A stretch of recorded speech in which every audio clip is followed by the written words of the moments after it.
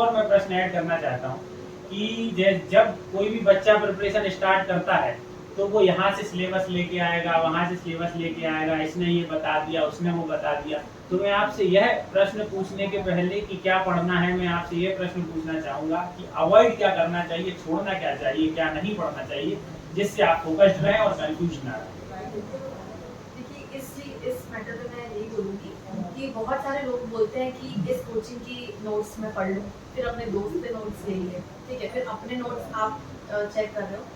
सबसे पहले आपको अपने माइंड को एकदम क्लियर रखना है। आपको सबसे पहले तो खुद पे भरोसा रखना है कि मैं जो पढ़ रही हूँ वो आएगा, वो सही है, क्योंकि किताबें आपके पास है, मार्केट में अवेलेबल है, राइट।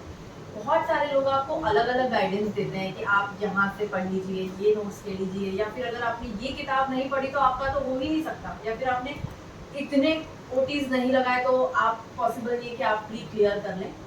ऐसा बिल्कुल भी आपको क्वांटिटेटिव नहीं होना है। आपको अपनी स्टडीज को बहुत कंसाइज, बहुत क्लियर और बहुत क्वालिटेटिव रखना है। आप डिसाइड कर लीजिए, क्वेश्चंस देख लीजिए, आपको पता है कि किस तरह के क्वेश्चन पूछे जाते हैं, उसके अकॉर्डिंग आप अपनी एक स्ट्रैटेजी बनाइए। एक आप अपना जो भी मटेरियल है वो कलेक्ट कर लीजिए कि मुझे ये किताब पढ़नी है, डायरेक्ट्स पे ज़्यादा फोकस करना है, और उसके अंडरस्टैंडिंग के लिए आप रेफरेंस बुक रेफर कर सकते हैं।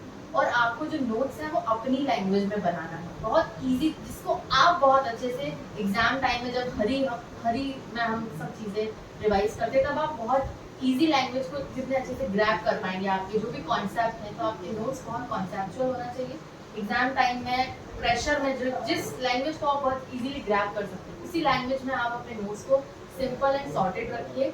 और ऐसा कुछ भी नहीं है कि आपने उस कोचिंग के नोट्स नहीं पढ़े तो आपको नहीं आएगा, आपने वो पर्टिकुलर किताब नहीं पढ़ी तो नहीं आएगा, उसी ऑथर की किताब पढ़ना है, ऐसा कुछ भी नहीं है।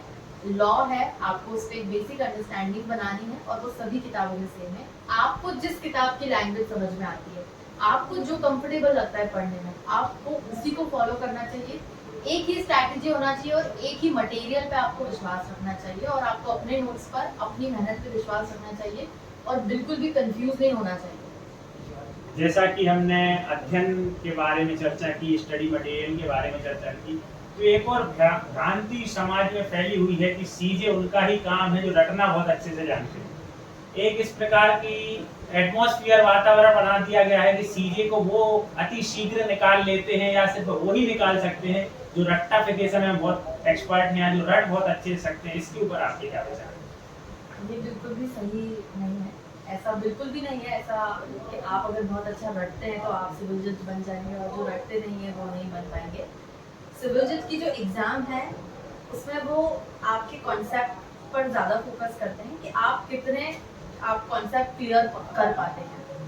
बुक सबके सामने है, डायरेक्ट सब पढ़ते हैं, लेकिन आप कितनी अच्छी अंडरस्टैंडिंग के साथ उसको पढ़ते हैं, उतनी अंडरस्टैंडिंग आप शो भी कर पा रहे हैं अपने एग्जाम कॉपी में, आप रिप्रेजेंट कर पा रहे हैं, कितने अच्छे से आप अपनी अंडरस्टैंडिंग शो कर पा रहे हैं, इसके ऊपर आपका सिलेक्शन बेस करता है। तो मुझे नहीं लगता है कि सिर्फ रट्टा मारने से एग्जाम क्लियर होती है।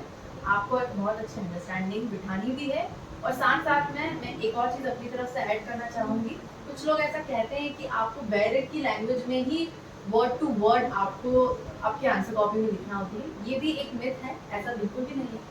आपको अपना कॉन्सेप्ट बहुत ही सिंपल लैंग्वेज में लिख के बताना होता है वहाँ पे, ताकि जो एग्जामिनर है उनको समझ आ जाए कि आपका जो आंसर है वो आपको खुद समझ आता है।